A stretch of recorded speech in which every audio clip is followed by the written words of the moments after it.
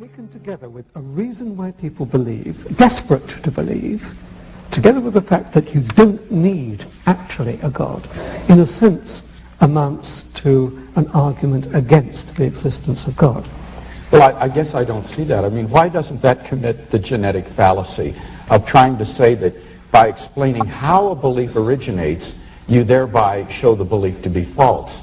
Even if it were true that belief in the existence of God were the product of fear and anxiety and so forth, which I don't for a minute admit, but even if it were, that's simply a genetic fallacy to say that because that's the way the belief originates, that therefore the belief is false. But that's only one half of the argument. I'm not saying that that alone is adequate, and I'm not saying that the fact that science can account for everything alone is also adequate. But taken together, the fact that science is omnipotent, and the fact that I can understand why people like you desperately want to believe in God, that is an argument against the existence of God. But two fallacious arguments put together don't make a sound argument, right? They are, but do you deny that science cannot account for everything?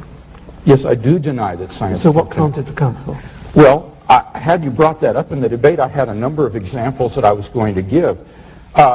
I think there are a good number of things that cannot be scientifically proven, but that we're all rational to accept. Let me list 5.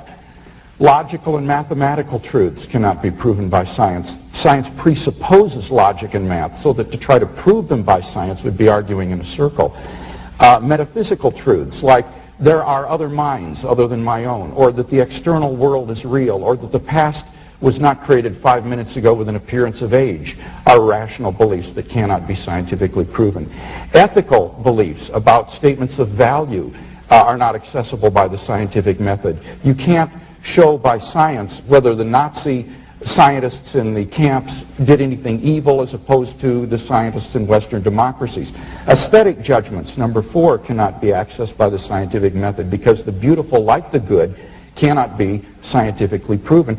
And finally, most remarkably, would be science itself. Science cannot be justified by the scientific method. Science is permeated with unprovable assumptions. For example, in the special theory of relativity, the whole theory hinges on the assumption that the speed of light is constant in a one-way direction between any 2 points A and B. But that strictly cannot be proven. We simply have to assume that in order to hold to the theory. But you're missing the whole... So put that in your pipe and smoke it. Yeah, okay. Yeah. So none of these beliefs can be scientifically proven, and yet they are accepted by all.